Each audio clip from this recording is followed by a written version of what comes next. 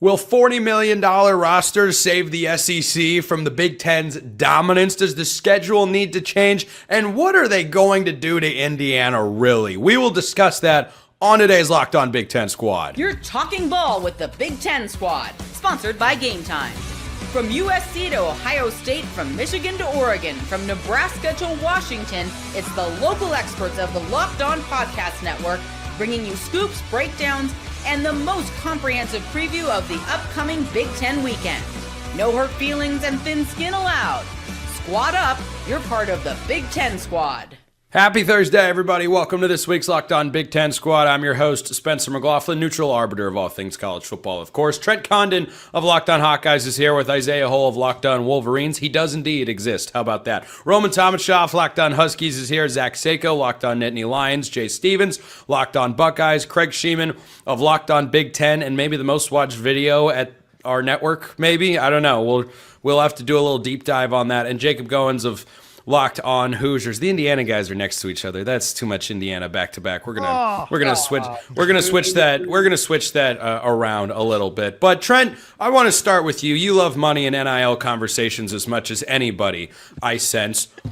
Apparently, there are some $40 million rosters out there in college football. The On3 article mentioned the SEC. Zach Sako mentioned air quotes. Is this going to save the SEC from our conference's obvious and clear superiority and dominance? Doesn't I Oregon really don't have think one? so. I mean, Penn State. Trent Stocking. Doesn't Ohio State have? Ohio State has one. Oregon has one. Well, Sako, we'll get to you. Trent. We're going off topic here. But money doesn't solve everything, as we learned last year with Penn State, which was the most expensive roster in college football. Allegedly, a year ago, what did it get them? Well, a 6-6 record and a fired coach. So it's not money alone. You have to be able to. You have to be able to spend the money wisely. And with LSU, Lane, he's doing work in the portal and doing the thing. But do we think that guy's going to win a national championship at least right away? I still need more proof of concept out of him as a coach in games and big games before I'm going to believe that. So LSU can go out and spend $40 million, and somebody, unfortunately not my Hawkeyes, will win another national championship next year. Sako, you seem very eager to jump in. You also, I feel like we're doing the meme of the guy who's surprised to be called upon, which is perfect because you're wearing like the exact same sweatshirt. Great. Yeah, go ahead. Then I fit the role perfectly. Most expensive. It was Ohio State, Oregon. Where are we getting? Penn State had the most expensive roster from. They had the most expensive defensive coordinator, sure, but how does Penn State have the most money spent last year when they're at 29 million, give or take, for this season? So where'd that money go? Trent, I believe that was directed at you. This is news to me. I didn't know that Penn State had that kind of money. This is fantastic. I'm going off of something from last summer that I read, I don't know, 9 months ago. I don't know. It was, you know who didn't have the most expensive roster? Indiana, and we won the title anyway. They won the national championship. And the year previous, Ohio State had it, but they won. I just said Penn State sucked last year. That's all it is. You can accept that, Zach. By the way, Trent, we're not talking wrestlings, but I'd like to point out, Trent, you sold them short. Penn State went 7-6 last year. Oh, sorry. Yeah, not 6-6. I can't talk as much because Iowa beat Penn State, so I don't really have any. Wrestling different. We'll go at it in a separate conversation about wrestling. But when it comes to football, I got nothing other than Isaiah. I think we'll about that. I think we'll keep it football here. My wrestling knowledge is a little bit scarce. I don't know about yours, but is this going to be the way? Is it LSU that's going to make the great SEC title game comeback? It's just well, first I think that we need to talk about wrestling. I'm kidding. I know nothing of it because I actually, know football's king. But anyway, the thing about it is you look at what the old order used to be with the bag man. The SEC was just getting all of the 5 stars essentially. Ohio State would maybe get like a couple, but it wasn't even like what Ohio State has become, where they're getting usually like 5 or whatever.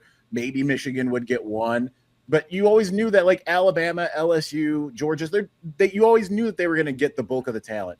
Regardless of how much they spend now, they're going to be overspending because some of those guys that they were going to get are still going to go to other schools now because other schools can pay them. So they no longer have that monopoly on talent. So no, it's not going to save them. And no, Lane Kiffin, listen, I know some coaches that work directly from Lane Kiffin. Lane Kiffin is more, I listen, I like Lane, but he is more interested in how cool he looks. And you can see that on Twitter. And this is coming from a coach that worked for him directly. More interested in how cool he looks than about winning anything. This is just him doing whatever it is that he does, I guess. Roman, you look like you need to sit on a phone book over there, but go ahead. You can jump in. You know, you were talking right before we got on here about relaxing, so I'm having a great time over here. Yeah. Because I'm exhausted because I have to deal with you on the show after Jacob Goins did a tremendous job last week. I gave you a break from me last week. I gave you like one of the 2 shows I missed all year last week. Is that not enough? No, I'm just saying that wasn't enough of a break for some of us. Is there a football question in there? I don't. Yeah, how do you feel about $40 million rosters? Lane Kiffin almost took Damon Williams from you. Let's start there. No. Seiko makes a good point. I heard Washington say that their quarterback didn't try to leave and he wasn't going anywhere. That never happened. That never happened. I don't know what you're talking about. I haven't heard a single thing about that. The funny thing about that jab is Damon is not even denying any of it, and there's no way to deny it because we all know that he doesn't really want to be there, but he's there because, well, he's going to get sued. If we want to go the Damon Williams route with this whole thing, I think the best way to talk about this Big Ten superiority conversation where this started before we got into wrestling and wherever else this might have gone is the Big Ten is what Jed Fish was saying earlier today is what really helped in this conversation because of the contract and the wording after the Xavier Lucas situation and he left for Miami. So I think that one of the biggest things when it comes to money, as I think about this from the Damon Williams standpoint, is because I'm always going to think about these things from how they've related with UW in this very interesting era where I'm curious to see where things go from here, because the way that Jed Fish specifically will always talk about a lot of these things is how he wants to pay and retain these guys. And he's been on record saying, if we don't have the most expensive roster, that's okay. We're going to go in, we're going to not overpay for these freshmen and then try to bring them back and, give them raises as sophomores and juniors and take an NFL approach,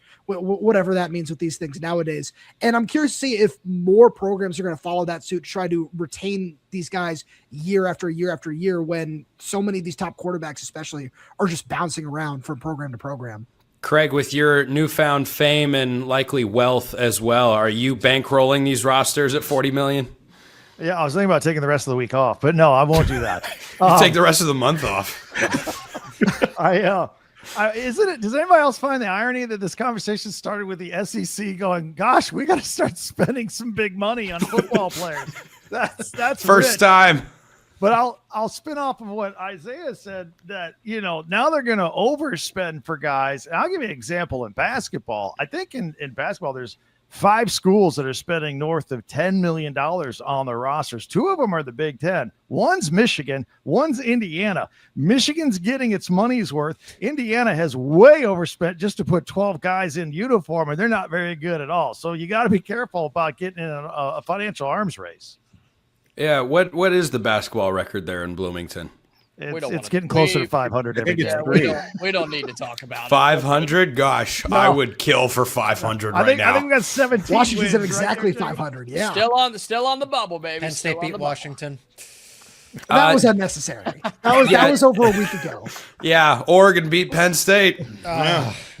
Just got to throw that one out there. Washington beat Oregon to complete this trifecta. That's going to change. That's going to change later.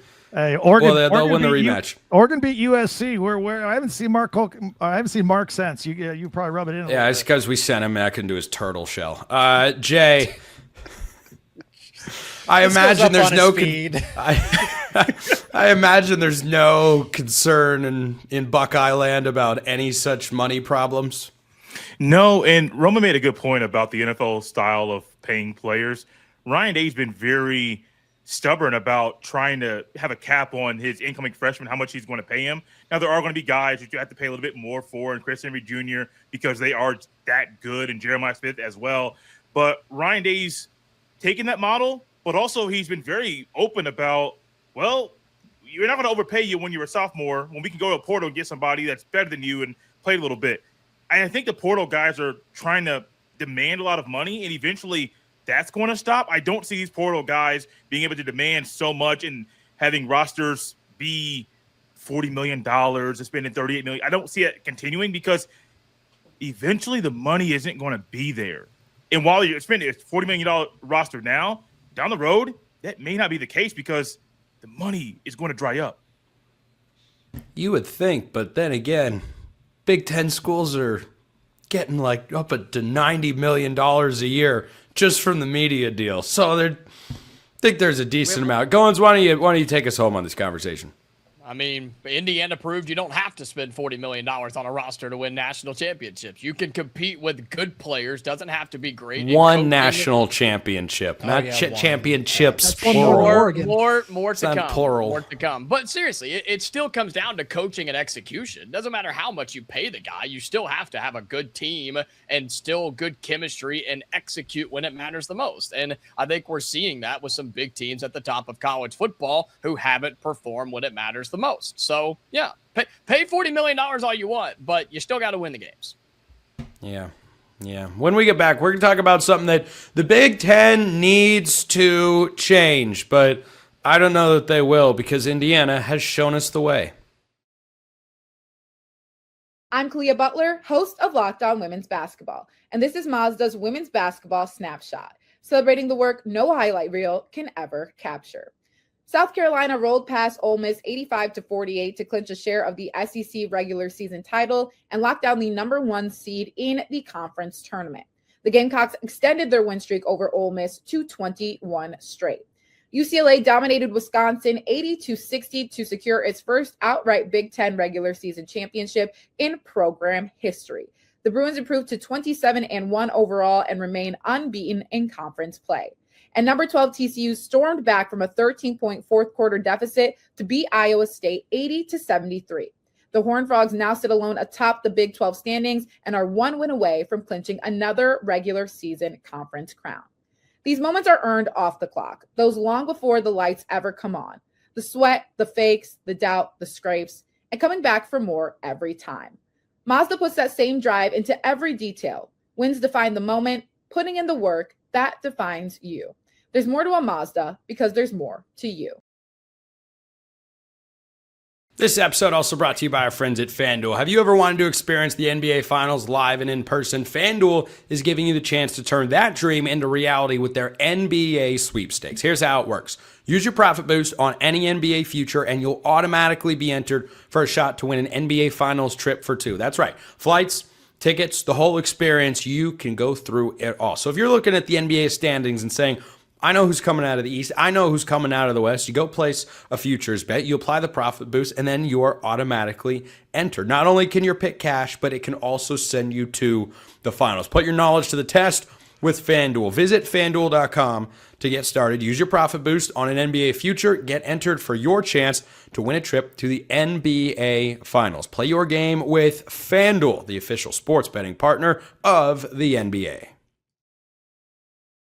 Rolling along here in our Locked On Big Ten squad, something that has popped up more than a few times is the way that some teams, more than others, Indiana, Penn State, Washington, sorry, let's clear my throat there, don't put a Power 4 team on the non-conference schedule. Why? Well, because they don't have to. And Indiana just won the national championship, well, for 2 years and the foreseeable future, even after Kurt Signetti answered my question and caused a firestorm with the shot he took at the SEC last year at Media Days. After all that, I do have to admit, Goins and Craig's kind of baller that he did that, took all that blowback, and then went and beat everybody that he played. That was pretty good, not going to lie. But, Trent, I want to start with you. You've got an annual matchup with Iowa State in the Cy-Hawk game. I think that's great, and everybody should have a game like that every single year. Would you ever support Iowa removing that from their schedule to give them another probably guaranteed win?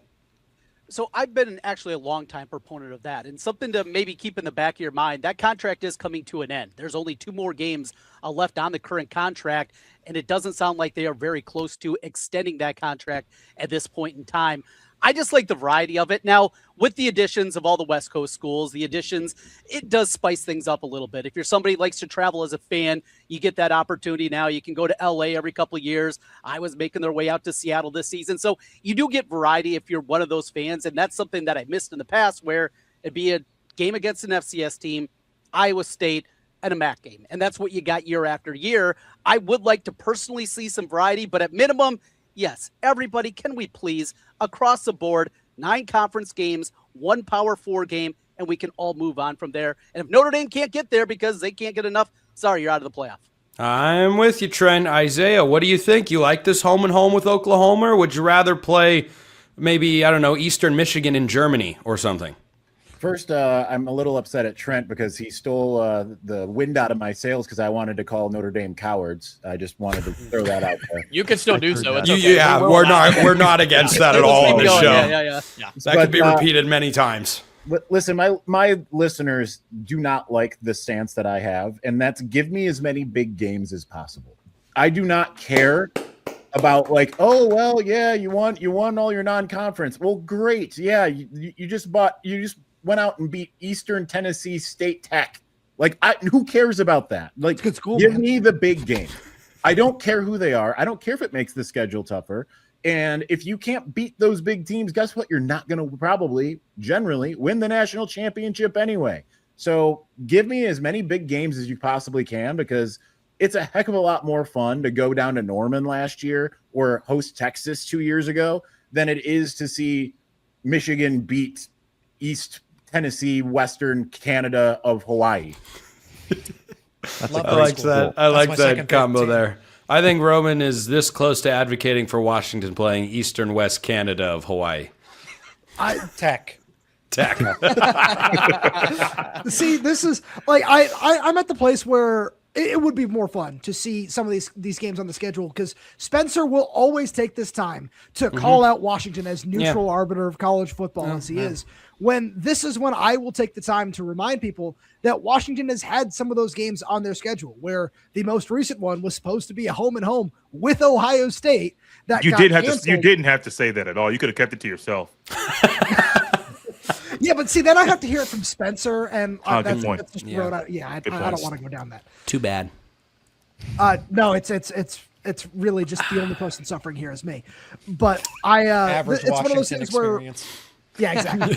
Average But then Washington down the road a experience, little just bit, suffering. Tennessee is on the schedule for 2029, 2030.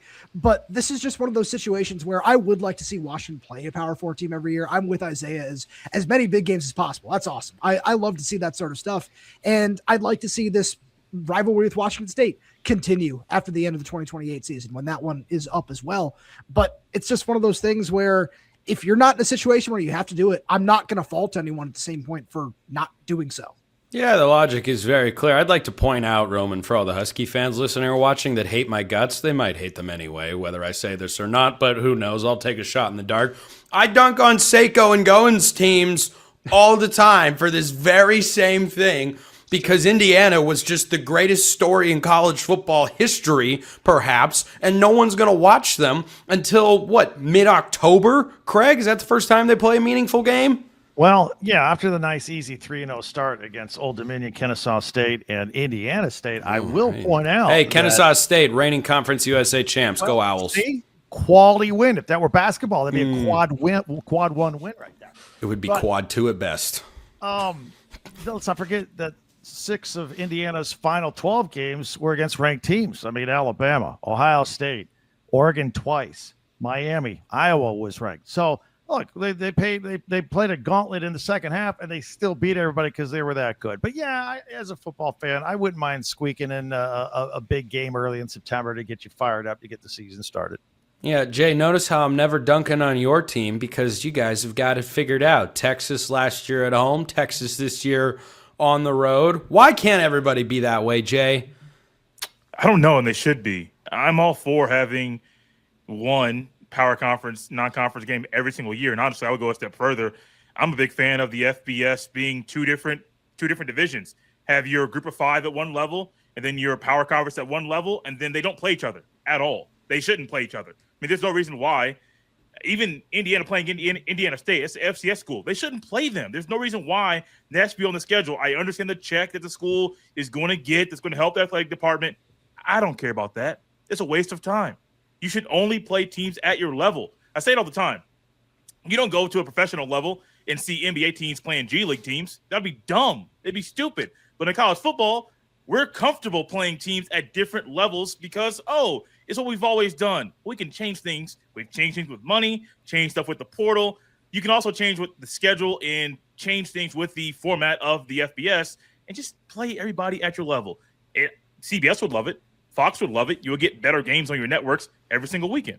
That's true. I think one thing you missed in there, Jay, is there is actually a different level that gets played. I mean, teams are playing the Kings in the NBA right now. I was going to say that. So, yeah, well, I'm hosting the show and you're not, so too bad. But here's another perpetrator of this atrocity. Zach Seiko's Nittany Lions. How you doing? Yikes. Maybe if you'd have tuned up against a real team last year, you would have beaten Oregon in double overtime. Maybe not. Maybe. Indiana didn't have that problem, so I will attach my defense but they to- played Big Ten teams before they played Oregon.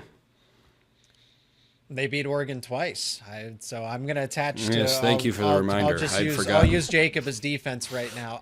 I'm in favor of everyone. So everyone wants more big games on the schedule. Then may I introduce you to the future 2014 playoff, ladies and gentlemen? Oh gosh! See, it's like the meme, right? So yeah, when I say 2014 playoff, everyone is absolutely not. No way. But I'm in favor of 10 Big Ten games, 10 Big Ten conference games. Why go around and try to, because that's what the playoffs for, right? To eventually meet those teams across the country and everything. I'm more for focusing on the Big Ten and creating some more rivalries, because there shouldn't be teams that Penn State is not playing this season. Somehow there's 9 Big Ten games and they're not playing Oregon, Ohio State, Indiana, and it makes no sense to me. So I'm in favor of one more conference game. Yeah, Seiko literally just said that Penn State is a paper tiger this year. Call them the Patriots of the Big Ten this year. That's what they are. Oh, sorry, Roman. Did I say that out loud? My bad. My bad. All right, Goins. Anyway, do you have an idea of who you would like Indiana to play in the non-conference? Because I think Indiana-Georgia would be great. I mean, any of those big teams at this point. And what's unfortunate about it is I agree with everybody here that I want the bigger games on the schedule, but Indiana winning a national championship was the absolute worst case scenario for this particular topic, because now their defense is, well, yeah, we're never going to change. And here's what the problem is, too, for next year's Indiana football schedule. People are going to complain about the difficulty of it until halfway through October, because the first 3 Big Ten games are Northwestern, Rutgers, and Nebraska. So we're going to get yelled at anyway about the difficulty of the schedule because of the bottom portion of the Big Ten. I agree. I think an expanded college football playoff will eliminate those games against the Hawaiian, Canadian teams or whatever, right? I think I don't like expanded playoffs. I'm anti-expansionist. But it will eliminate games against Howard and North Texas, because I agree with Jay. It should not be Indiana, Ohio State, Michigan's job to fund the smaller schools, because that's just how we've always done it. I understand there's a formula there, but just because it's always been that way doesn't mean that's how we should continue doing things. I just think everybody should have one. Just one. You don't have to expand the playoff. 24. Ugh. I hate that even got mentioned. Why not 48? On this show. Craig and Jacob, should we just take away Indiana's national championship? The answer is obviously yes. Okay, stop talking. I'm going to ad read now. First, this episode is brought to you by our friends at Game Time. The biggest stretch of the college basketball season is almost here. Buzzer beaters, bracket busters, and those unforgettable moments that everyone's talking about the next day. Being there live for something like that is bucket list stuff. The hard part is always actually getting tickets. Long queues, prices jumping around, and surprise fees at checkout. The Game Time app gives fans the advantage with constant innovation. It's how you unlock amazing tickets and experiences in just a few taps. It's incredibly simple to use. The Game Time guarantee means 100% legitimate tickets delivered on time at the best price. And here's the best part. Fees are included in the price you see. What you see is what you pay. period. I've used Game Time, and I know that that is indeed the case. And let me tell you, it is a game changer. No stress, no guesswork, just a smooth experience from start to finish. That's what you want during the busiest part of the season. Take the guesswork out of buying college basketball tickets with Game Time. Download the Game Time app, create an account, use the code LOCKEDON for $20 off your first purchase. Terms apply. Again, create an account, redeem code LOCKEDON for $20 off. Download the Game Time app today. And it is time for the 5-Hour Energy Flavor Draft with 18 different flavors to choose from, including new options like Confetti Craze, Fruity Rainbow, or Cotton Candy. There's something for everyone. The board is set. Flavors are ready. I've got my number one pick for the 5-Hour Energy Flavor Draft. I'm a strawberry watermelon stan. Big fan. Number one on the big board. Without question. My sleeper, sour apple. I'm a huge sour flavor type of guy. Those are the prospects that you've got to know about. And there are a bunch of other flavors that you can check out as well. So if you need a little boost throughout the day that tastes great and has no sugar, 5-Hour Energy is the way to go. Find your new favorite flavor of 5-Hour Energy shots available at 5hourenergy.com or Amazon. Check them out at 5hourenergy.com. All right, Craig, should we just take Indiana's national championship away since one guy was maybe ineligible? You know.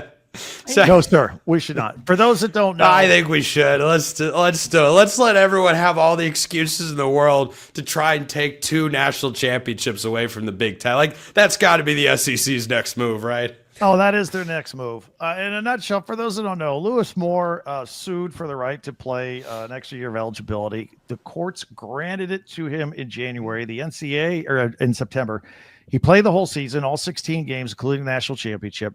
The NCAA says, well, the court may have said that, but we didn't. And so they filed a brief that says that we want this lawsuit to continue. Even Lewis Moore has already played. He's on to the NFL draft. Lewis Moore and his lawyers did waive the injunction that allowed him to play because he didn't care. He didn't want to continue with this court case. He's going to the NFL. The NCAA says that opens up the door for us to keep this case going. We want the authority to allow on eligibility rules. That also keeps giving us the power to go ahead and take wins away and championships away.